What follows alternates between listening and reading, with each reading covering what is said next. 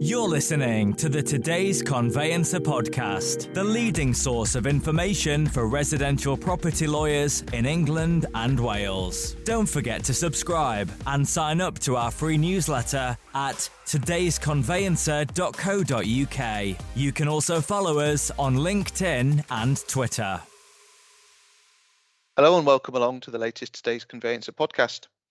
I'm delighted this week to be joined by Scott Reece. Scott is the head of IT at Express Legal, and interestingly also is a franchisee, Scott. So we're interested today to talk a little bit about your experience as a franchisee, but also today we're going to be talking a bit about compliance for law firms, compliance for conveyancers, what the current landscape looks like.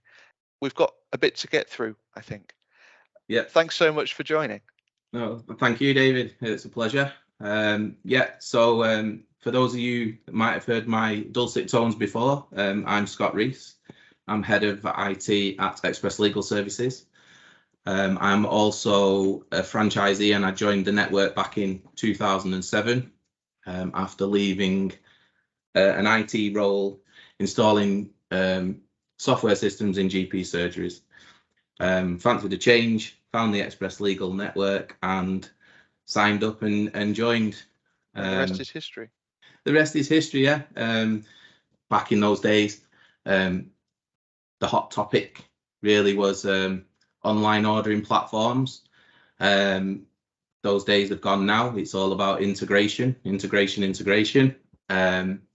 But yeah, it was exciting times, completely new to us, and we jumped in with both feet, went through the extensive training, and then we launched our franchise April 2007. Okay, it's a good while ago now. There's been a huge amount of change in that time, hasn't there? It was just before a recession, the last one. The property market in 2008 decided to take a turn, didn't it? So whilst it was exciting, it was also quite daunting. Because we was trying to build a business around the property sector in the midst of a recession, which we managed to get through that and then keep the business going, along with a big group of us as well that there's still existing franchisees from back in them days, and it's been a bit of a roller coaster, to be fair. But an enjoyable roller coaster. Having chatted to the Express Legal team quite a number of times over the years, I understand that actually, whilst you join having had an interest in property, a number of the franchisees, or most of the franchisees, don't actually come from a searches background. It's a very deliberate recruitment policy. You yourself, as you say, an IT manager, IT and GP surgeries. Yeah, that's right. That's the beauty of the network. Currently, there's 26 offices around the country, and we all know each other very well. So we all share the burden.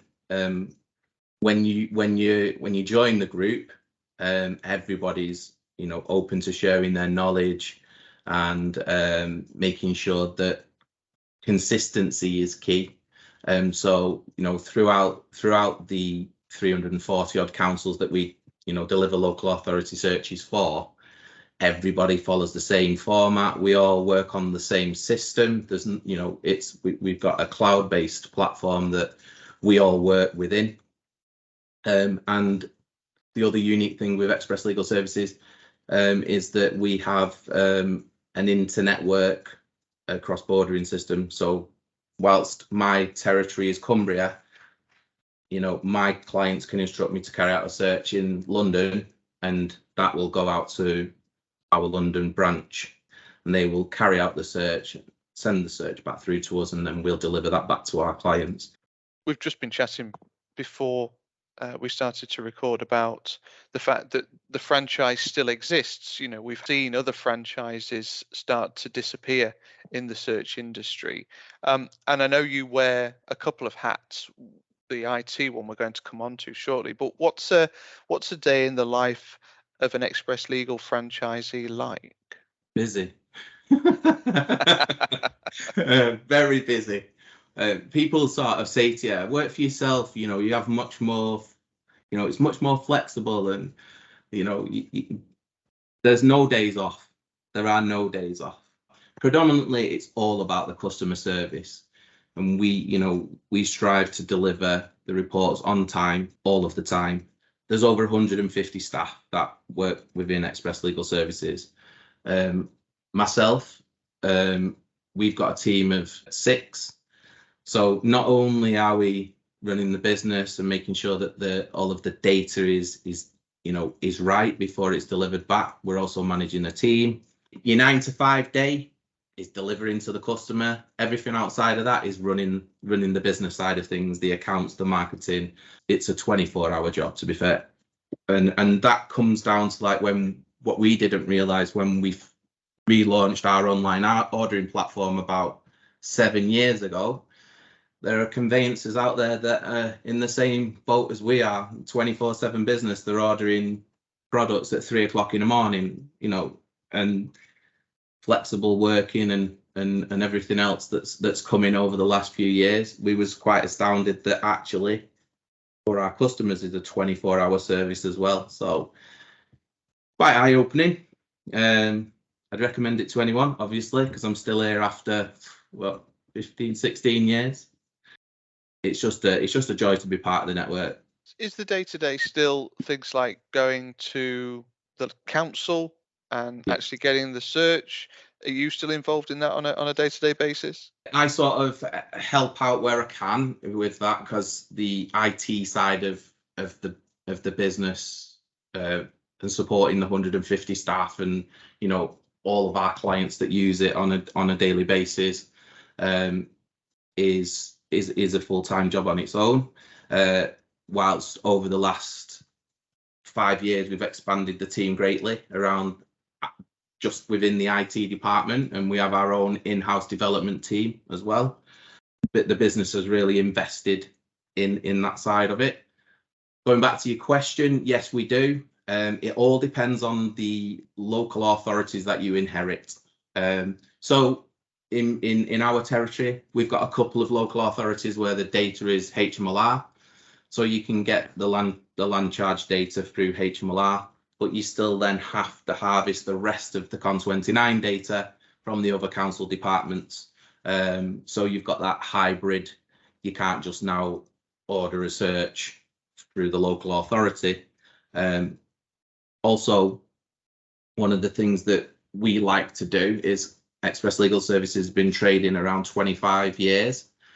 So we've got a vast amount of data. So when we're bringing in data from these different sources and then bringing them together to collate our reports, we can also do some validation against our historic data, which helps massively, because digitizing the land charges is a massive challenge for HMLR. HMLR will back me up on this. There's probably not a single council in this land that does things in the same way on how they maintain and store their own data. So when I first started off, and one of my particular councils, you were only allowed to do 4 searches there, because the land charge officer had to come down 3 flights of stairs with Kalamazoo ledgers. So it wasn't that the data wasn't there, it was that the land charge officer couldn't carry enough to get you down, and they certainly wouldn't take you up to their records office. So with digitisation, and it is a slow process. Some local authorities are putting more and more data online under pressure from the government, and now getting some funding to do that. But we still got councils where you rock up and there's a plotting sheet on the wall, you find a grid reference, you then search by parish and find a folder, and in that folder there's a raft load of PDFs that you have to trawl through and find out the relevant information you're looking for to compile that search. All depends on the local authority. As I say, there's over 300, and there's over 300 different ways of getting that data. We have recently done a podcast about the consultancy solicitor model. Yeah. And a very similar kind of setup. It's a franchise effectively, and very similar sentiment shared, really, in that there's a day job, there's the legal work that they do 9 to 5, but also then beyond that there are challenges around actually running the business. Like Yeah. you say, some marketing support. Some of the consultants have taken on additional staff themselves in their own business. It sounds very similar, and I think some of the challenges that you kind of talk about are shared for all parts of running a business, isn't it? Yeah, I think though that the comfort of being part of a network is that you're not out there and you're not alone, and that that is the benefit. Imagine me stepping out of IT and trying to discover how to put together a land charges search as well as starting a business. We'll talk about your second job in Express now, which is head of IT. So you're a franchisee, but you've also taken on this role of head of IT. Yeah. What are the big challenges from a compliance and IT point of view for conveyancers? You mentioned that you're part of a forum that's Chatham House Rules. You can't say a huge amount about it, but you're part of this forum that kind of talks about the challenges that conveyancers face from a compliance point of view. My other hat at Express Legal. So along with my wife, I run the franchise on a day-to-day basis, but I've got to be honest, she runs it more than I run it. So Wendy's wholly in charge of the franchise side of things. With the IT side of things, Express committed to a huge reinvestment in rebuilding their platforms around about 9 years ago, and asked me to help out because of my background. And again, that's another benefit of being in the network. And as you say, you don't have to come from a legal background. There's people from all walks of life that are within our network. So a lot of the time you can reach out within, and they've got some experience of what the challenges that we face are, and advise on that, which is where I stepped in with the IT. And we looked at the IT, and it was, as I say, them days it was all about online ordering, and people needed the ability to order quickly online. Nowadays, it's all about integrations. So being able to be in one place and have a pathway to many services that you want.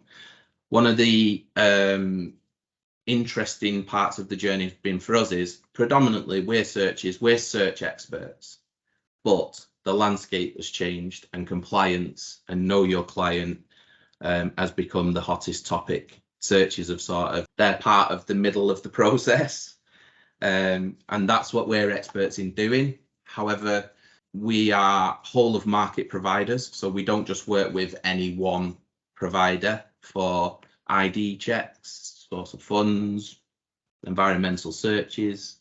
We need to be able to give our clients a pathway to everything that they need to be able to do their job in the most efficient and timely manner. We decided to put a compliance journey together. About 18 months ago, we sat around the table and looked at all of the pain points for the law firms.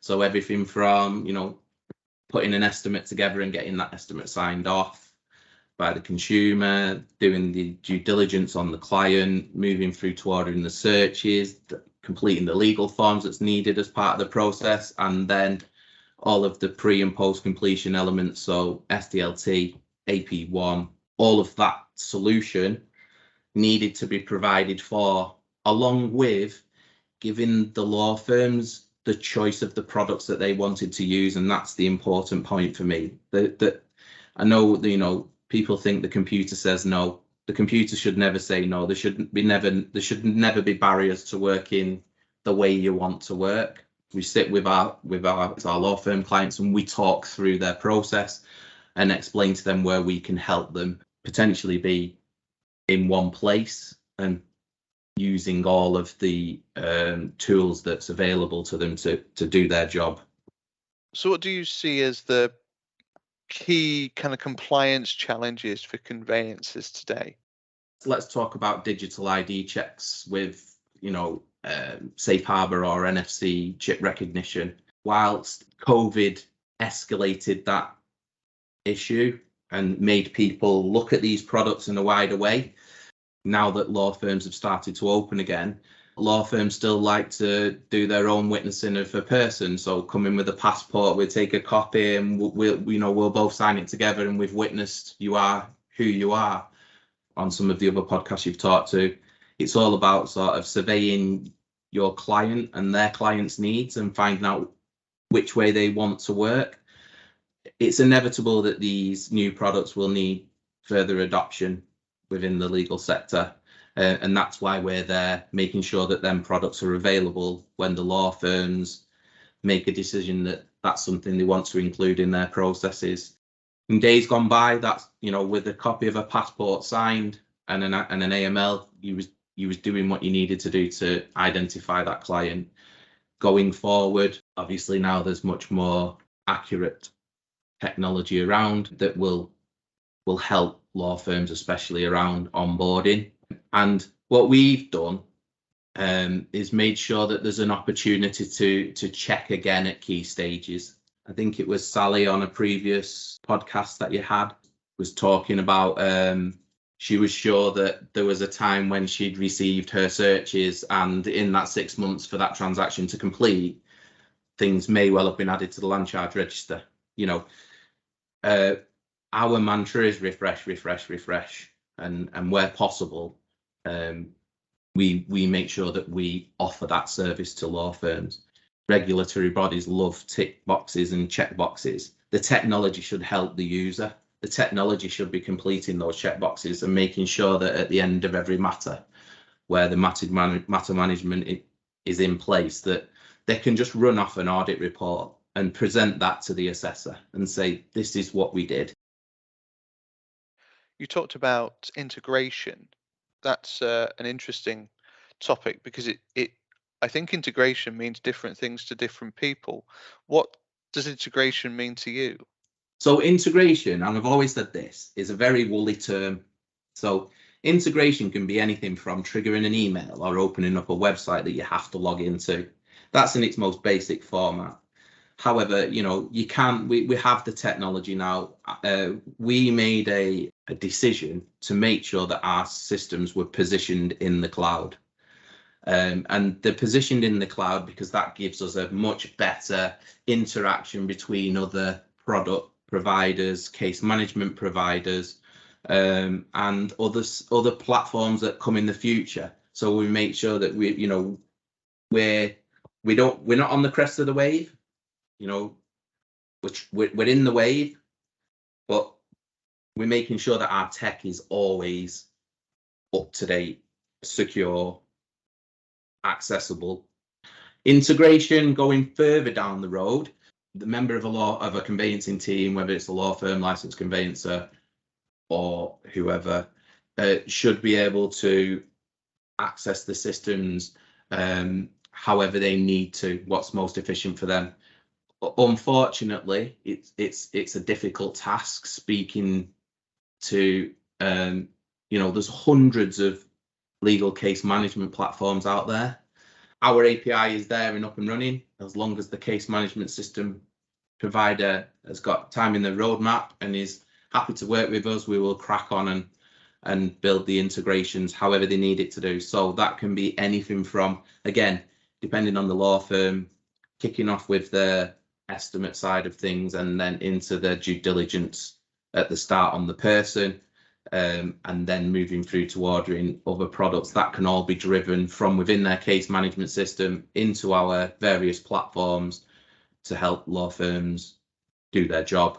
API and integration will reduce the number of hurdles that they have to jump through to get their jobs done. So, it saves minutes, but minutes make hours, and hours brings back efficiency. You mentioned that cyber's a big issue for you, and we've done a podcast very recently on cyber risk and the perils of paying lip service to it. Within your own organisation, you presumably have got some requirements for your suppliers to be cyber secure. You've got your own requirements for cyber security. Talk me through kind of the steps that you take around that. So back in 2019, we was partnering with another supplier, and throughout the chats of building an integration, the conversation around cyber popped up, and we thought, whilst our regulatory bodies at that point wasn't really sort of highlighting anything around cyber, Express Legal decided to go off and go through the process of cyber essentials, but not just cyber essentials. So filling out the self-assessment form, we went that step further. We went and explored how we became Cyber Essentials Plus. And the reason we wanted Cyber Essentials Plus was that, again, a talk about barriers to working together. Express Legal really, they're very conscientious about the data that we store on behalf of our clients. And we have gone away and gone through that process to make sure that we're in line with law firms and the guidance that they're receiving from their own regulatory bodies, on top of what the government guidance is, to make sure that SMEs are aware of what goes on around cyber and cyber criminality. And I think it's really important that we are seen to be as conscientious, especially around client data, as the law firms are. So on top of that, we introduced data retention policies around client data. So consumer data, it always gets confusing when you're talking clients. So let's talk consumers. Consumer data, is more important now than it's ever been. So you've got to protect the consumer's data. So we put strict data retention policies in, so that once we've carried out the services that's been requested of us by the law firms, we only retain that data for a period that's sensible, because there's no need for us to store, let's say it was your personal information, there's no need for us to store that after we've delivered our products, invoiced and completed our cases. It's handed over to the law firm, and it then becomes the law firm's jurisdiction to look after that data under their own data retention policies. So we harvest out or hash out or delete and take away any data that's personally identifiable. On the other hand, we have multiple different data retention policies. So where a local authority search is in place, there's no point us archiving that off, because the only personal data in there is it was signed off by this council member or this planning officer or blah blah blah. And so we retain documents that don't contain any personally identifiable information, because that gives the law firm the opportunity to come and grab that data if there's ever a need to grab it again. What we've recently sort of looked at doing as well is mapping out data, because again, something and around cyber and around the way that law firms are working, they've got to consider data sprawl. So where is that data going? What is it being used for? Ultimately it's their client, and they want to know where that data is going, where it's being used. So we can put a data map together and say, this is where the data is used, this is the retention policy based on that data, and issue that. And that also backs up the law firm's processes then, because they can also then say, oh yes, we work with these suppliers, they are as conscientious about the data as we are, and this is their data map, which firms again will start to ask for as they have to do deeper matter risk assessment. And with GDPR coming in and subject access requests, if they ever get a subject access request, they obviously need to know where that data has been and gone. I think it's important that firms understand that from their suppliers, that there's a need there for it. They might not be thinking about it right here, right now, but 100% it's coming, because matter risk assessment and firm risk assessment, it's all about whether the law firms can demonstrate that they're fully covered. And I think that's a really fair point to make, actually, Scott, because firms will need to start vetting their suppliers ultimately. As you say, it's about making sure that from their own risk assessment point of view, they are working with providers and suppliers that are aware of all of this responsibility that comes with data access and GDPR and all that kind of stuff. So it's a really interesting point to make. We are out of time, and it's been really interesting to chat. We've got two hats here that we've sort of been talking about. We've talked about your express experience and the day in the life of the franchisee, and then obviously we've talked about your IT experience. So we've definitely gone round the houses, pun very much intended. But it's been great to have you on the podcast. Thanks very much indeed for joining. No, thanks for inviting me. It's been a great experience, and I hope we can do it again sometime. The Today's Conveyancer podcast is available on your preferred podcast provider. It's also available on todaysconveyancer.co.uk. My thanks to Scott. Thank you very much indeed for listening, and we'll see you again soon. You're listening to the Today's Conveyancer podcast, the leading source of information for residential property lawyers in England and Wales. Don't forget to subscribe and sign up to our free newsletter at todaysconveyancer.co.uk. You can also follow us on LinkedIn and Twitter.